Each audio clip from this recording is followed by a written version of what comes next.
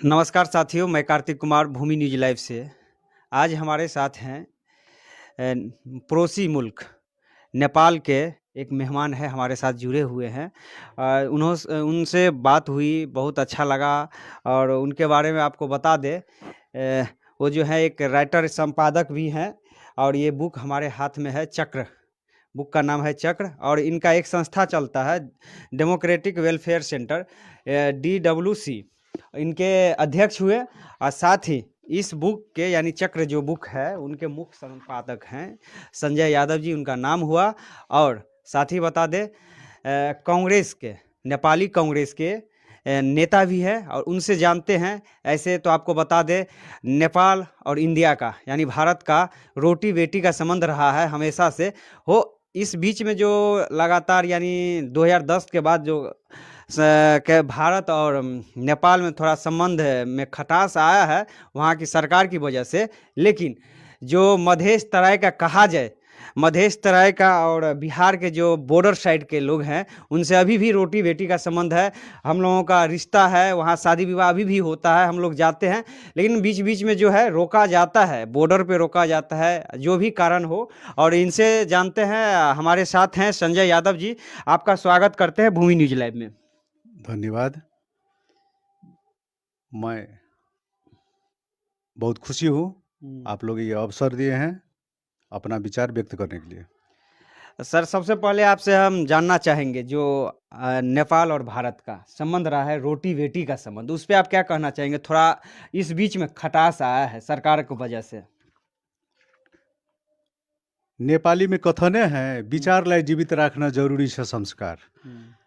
हम लोग का विवाह शादी से लेके और ऑथेंटिक हिसाब में अगर डेमोक्रेसी के ही बात किया जाए तो पटना में हमारा प्रजातंत्र का मसीहा, प्रजातंत्र का वो पुरुष बीपी कोइराला, उसका उनका साली का भी पटना में है। हाँ, और ची डॉट ये बड़ा गजब का बड़ा ऐतिहासिक रूपी इतिहास है। और उसके बाद जो रिश्ता के हिसाब से जो वैवाहिक संबंध इससे पहले भी मैंने बोला था और वहीं फिर कंटिन्यू कर रहा हूँ। ये कोई पॉकेटमारी, ब्लैकमेलिंग और इस पार उस पार ये बनावटी बातचीत के कथन से ज़्यादा practically action speaks louder than speech. कम बोलिए, काम ज़्यादा कीजिए। इससे पहले ये पेट्रोल डीजल दिस दैट का बात जो था, जनरली लेफ्टिस्ट करोड़ों गुना निगेटिव हैं बॉर्डर इस पार के एटीट्यूड में। और डेमोक्रेटिक थीम जो हैं, जब कभी यही डेमोक्रेसी लाने में जो सफल हुए हैं वो ई बेल्ट भारत A1 पॉजिटिव पक्ष का थॉट है, उसी का जेनेटिक रोल क्रम का थॉट। और डेमोक्रेटिक जो अभी आप बुक दिखाए हैं उसका मिशन है, first mission to remain active to strengthen democracy, प्रजातंत्र को संरक्षण में क्रियाशील रहने। उसके बाद शिक्षा है, स्वास्थ्य है और उद्देश्य सब इस संस्था का है और इसका केंद्रीय अध्यक्ष हूँ मैं।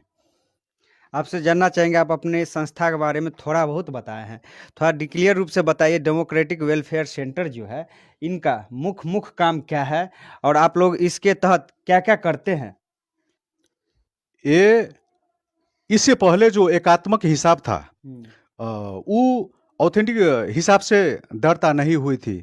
58 साल में कानूनी हिसाब में जिला प्रशासन कार्यालय काठमांडू में दर्ता किए, उसके बाद समाज कल्याण परिषद में किए, उसके बाद लागू औषध उस सेक्शन में किए और उसके बाद ऑथेंटिक हिसाब से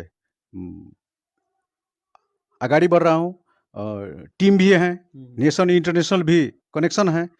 ये मैगजीन भी कवर ले हो ना खबर ले हो, जो हम लोग का कथन है वही बड़ा दम है। आप लोग ही जैसे ये दुई शब्द सिंप्रेशन जो कर रहे हैं, बहुत अपना साइड से भी मैं बहुत भाग्यशाली हूँ। इससे पहले भी जो मैसेज मैंने दिया था वो बहुत पॉजिटिव हुआ है। और राजनीति के हिसाब से भी जिस पार्टी को तो हम बात किए, लेकिन बहुत आंडू गांडू हाँ ब्याज बट्टा दिस दैट लगाने वाला भी बहुत फर्जी क्रियाशील हो चुका है। वो चेंजेस, वो नैतिकता, वो संस्कार चेंज करने के लिए इसी टाइप के ओद्र में ढुकना बहुत जरूरी होता है, जो कि वही निचोड़ फिर आया विचार। आज बीपी कोइराला तो धरती में नहीं है, लेकिन उसका नाम पटक पटक, उसका सिद्धांत तो खाली बुक ग्रंथ पढ़ेंगे, इम्प्लीमेंट टोटल एकदम जीरो हो जाएंगे, इम्प्लीमेंट नहीं करेंगे तो सिद्धांत से कोई लेना देना नहीं हुआ। वर्तमान जो सरकार आई आपके यहाँ नेपाल में, तो शिक्षा और स्वास्थ्य का क्या रहा उनका? उसमें भी दो मशहूर गुट हैं। अभी पार्टी स्लेट के हिसाब में ठीक है, पार्टी स्लेट के हिसाब में तो कांग्रेस ही मैं हूँ। देवा जी, शेर बहादुर देवा जी सेंट्रल प्रेसिडेंट हैं, लेकिन उस विचारधारा में मैं नहीं हूँ। उसके बाद जो फ्रेशनेस जो है, जैसे मैं भी व्यवहारिक हिसाब से यूथ लीडर, और उस हिसाब से फ्रेशनेस हम लोग का रिसर्च ओरिएंटेड बहुत ज़्यादा देश भर अभियान है।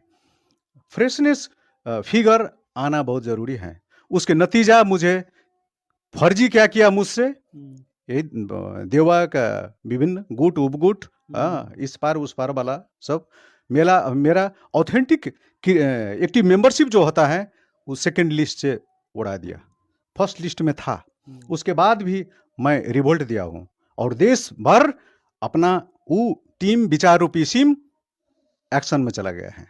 और इसी हिसाब से आप लोग बहुत मैसेज का बहुत एकदम पॉजिटिव और एहन ऑथेंटिक हिसाब से आप देख भी लिए। ऑथेंटिक डॉक्यूमेंट मैं अपना फेसबुक में भी शेयर किया हूँ। ऑथेंटिक जे कागज सपोर्टिंग डॉक्यूमेंट जो केंद्र का था, इससे पहले का था, उससे भी पहले का था, सब सपोर्टिंग मैंने कर दिया है। तो इसके बाद आप लोग इसमें जे विचार कीजिए। हाँ, आप लोग को एक्शन प्रति मुझे बहुत मैं गौरवान्वित हूँ। देखिए, आपसे जानना चाहेंगे, रोटी बेटी का जब बात होता है इंडिया और भारत, ऐसे बॉर्डर साइड का, देखिए कि इस बीच में जब हम छोटे थे तो उस समय में मुझे नहीं लगता था कि नेपाल भी देश है। हम लोग वैसे ही जाते थे, जैसे दूसरे जगह जाना है वैसे ही जाते आते थे। लेकिन अभी बीच में क्या हुआ है कि आना जाना बंद हो गया है, बहुत कम हो गया है। चाहे बॉर्डर साइड का बिहार यानी इंडिया का यानी भारत का ले लीजिए, तो उस साइड नेपाल के मार्केट में जाके सामान खरीदा करता था, और नेपाल से जो लोग आते थे इंडिया के मार्केट में आके सामान खरीदा करता था। अभी बहुत प्रभाव हुआ है इस चीज़ का। तो जो अगर इस वीडियो को सरकार, चाहे भारत का सरकार देख रहे हों या नेपाल के सरकार देख रहे हों, उनसे क्या अपील करना चाहते हैं आप कि पुनः जो पहले जो था अपने भारतीयों का और नेपाली का एक दूसरे से मिलन, वो रुके हैं, उस पर आप क्या कहना चाहेंगे अपने सरकार यानी भारत या नेपाल के जो सरकार देख रहे हैं इस वीडियो को? सबसे पहले इसमें कैटेलिस्ट के रोल ये मधेशवादी दल they must have to be concentrate, एकदम अलर्ट होना जरूरी है। जैसे कि जितना भी हो मधेशवादी में ये फोरम, उपेंद्र यादव आखिर कांग्रेस के विचार रूपी सिम जोड़ने के हिसाब में सेंट्रल उसमें मंत्रिमंडल में ज्वाइन हुए, और मधेशवादी अभी कहाँ गए।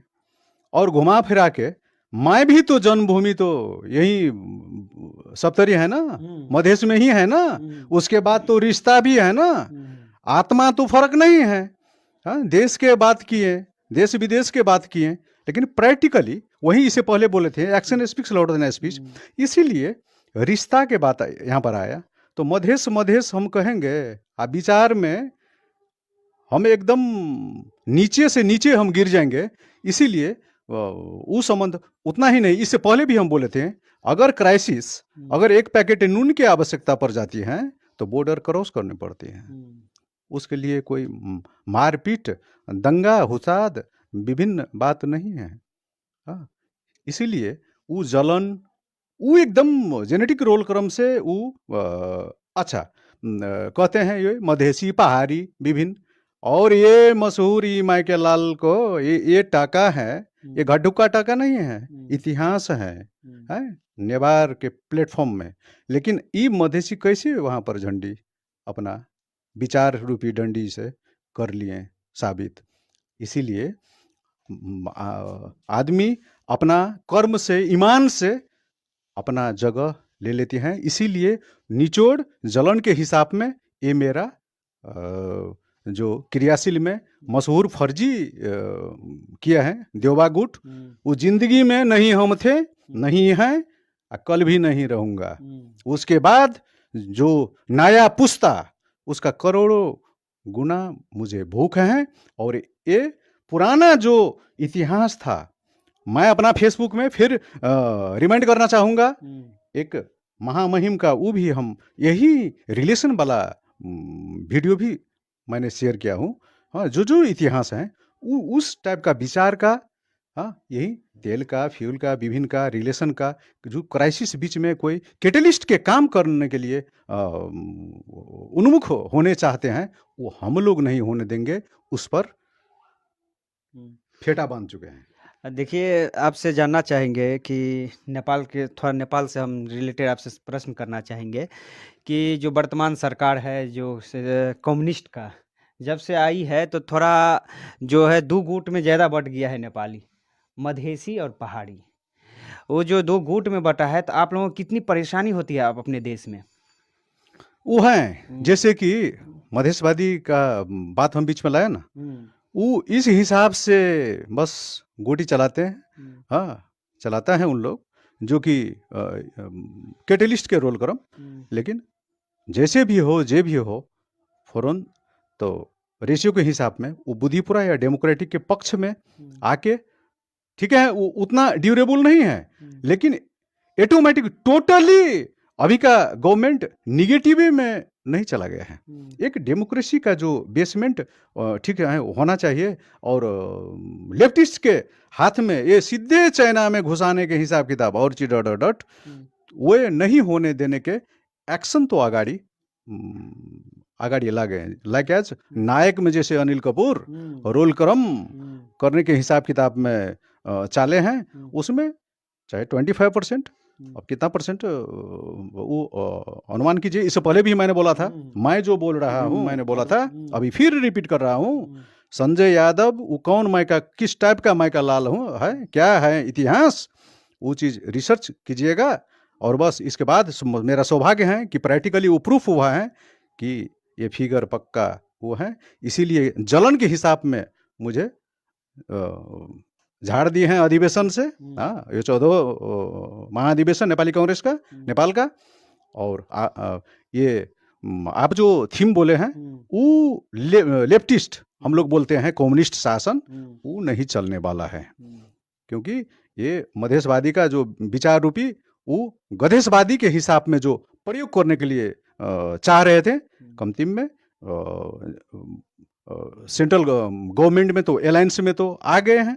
हाँ, फोरम तो उस हिसाब से जोड़न के हिसाब से नहीं कि पूरा सीना फाड़ के डेमोक्रेटिक को एकदम एस्टैब्लिश करने के हिसाब में आगाड़ी बढ़े। यही मेरा एक बात और जानना चाहेंगे, जो वर्तमान नेपाल जो 7 भाग में बांटा गया है, जो कि राज्य बनाया गया है, जैसे हम लोगों के यहाँ बिहार, झारखंड, वैसी तरह से प्रदेश 1, प्रदेश 2, इस तरह का जो बनाया गया है, तो क्या यह बनने से विकास कार्य में तेजी आई है?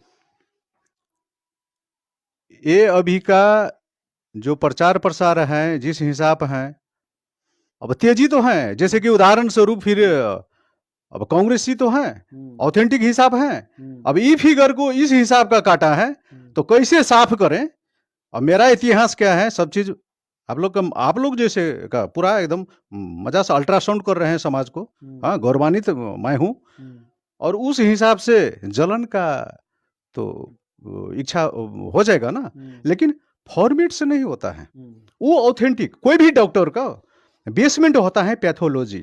पैथोलॉजी का रिपोर्ट क्या है, उस पर एक से एक पीएचडी डीएचडी सब जो है ना, जितना भी मशहूर डॉक्टर सब, वो लैब टेस्ट पर डिपेंड होता है। उसका कांटा किस हिसाब से जाना चाहिए, उसी हिसाब से आगे बढ़ने का थीम होता है। इसीलिए एक्शन क्या कहते हैं वो प्रदेश वो स्केचिंग से सिर्फ नहीं, बिहेव भी जो अभी एकदम सेंसिटिव बातें हैं लेफ्टिस्ट वाला, उन लोग को क्या है खाली चाइना।